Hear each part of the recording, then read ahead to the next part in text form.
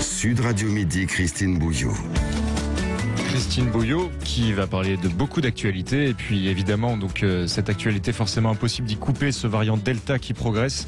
On va en parler mais on va d'abord essayer de garder le sourire. Sud Radio Midi, témoin d'actu.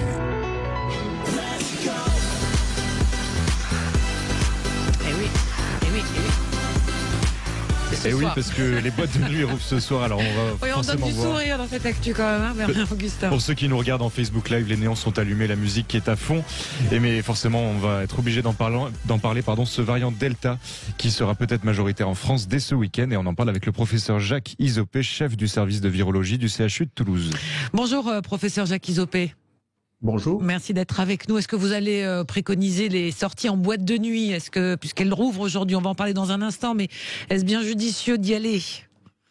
Alors, je pense qu'il est tout à fait adéquat de profiter, je dirais, de la période actuelle où le nombre de cas, comme vous le savez, a beaucoup diminué. Et je pense que nous sommes en période de vacances et effectivement, en prenant toutes les précautions nécessaires et qui ont été largement diffusées, je trouve en effet normal que donc les jeunes puissent profiter de la situation. Oh, les jeunes et les moins jeunes aussi. Hein. Et les moins jeunes, bien sûr. Alors, vous dites, Jacques Isopé, on a besoin d'avoir votre éclairage. On a entendu ce matin Olivier Véran, le ministre de la Santé, qui dit ceci.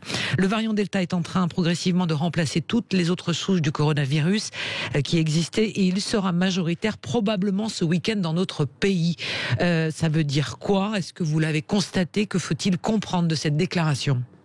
Alors en fait, vous savez que les virus évoluent en permanence. Nous avons connu plusieurs évolutions, en particulier en début d'année, le variant alpha est devenu prédominant et a remplacé toutes les souches qui circulaient donc en 2020. Et il est probable que nous ayons la même dynamique d'évolution de l'infection avec ce nouveau variant, le variant Delta.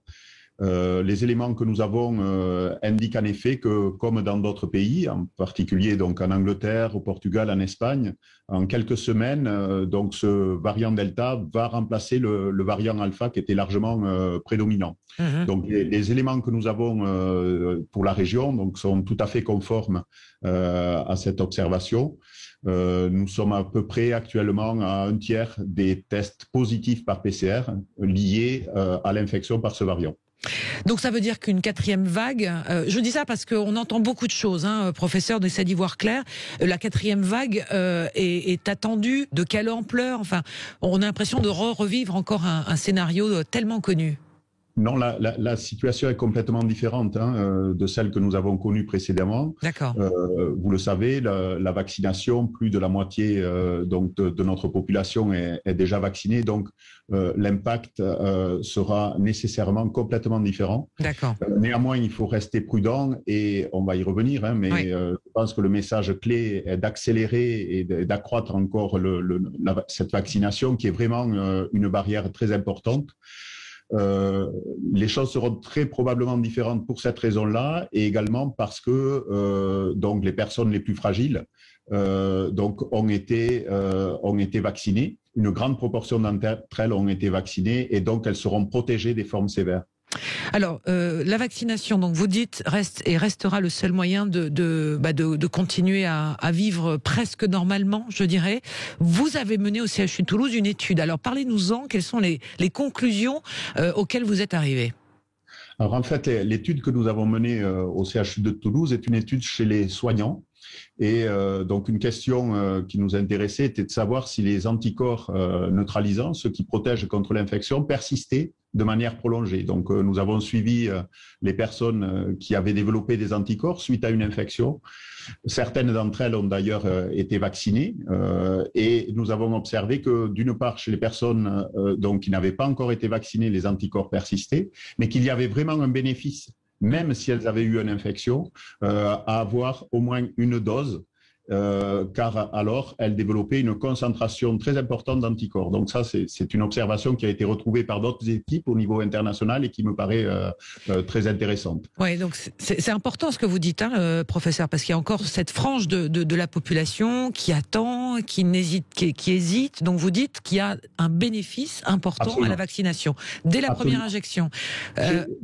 chez les personnes qui ont eu une infection, mais bien sûr les personnes qui n'ont pas eu d'infection et qui n'ont pas encore été vaccinées, puisqu'en fait, clairement, on montre qu'il y a une relation entre la réponse anticorps, donc les anticorps développés, et la protection. Donc, ça, c'est très important. Je vous pose cette question-là, professeur Jacques Izopé, parce que ce matin, le laboratoire Pfizer dit qu'il sera sans doute nécessaire de voir une 3e dose de vaccin. Est-ce que c'est pas précipité d'annoncer ça en ce moment ? Non, je pense que c'est une réflexion scientifique qui est très importante. Beaucoup de travaux sont menés dans ce domaine. On sait que les personnes les plus fragiles auront peut-être une immunité insuffisante et qu'une 3e dose pourra être intéressante pour elles, pour assurer une meilleure protection. Donc je pense qu'on manque encore de données, hein. Les travaux sont en cours, mais il n'est pas impossible qu'une 3e dose, et on sait déjà que, par exemple, pour les personnes immunodéprimées, 3 doses doivent être envisagées d'emblée. Merci beaucoup, professeur Jacques Izopé, d'avoir été avec nous ce midi sur Sud Radio. Je rappelle que vous êtes chef du service de virologie au CHU de Toulouse, d'avoir pris ces quelques minutes pour nous éclairer sur ce variant Delta.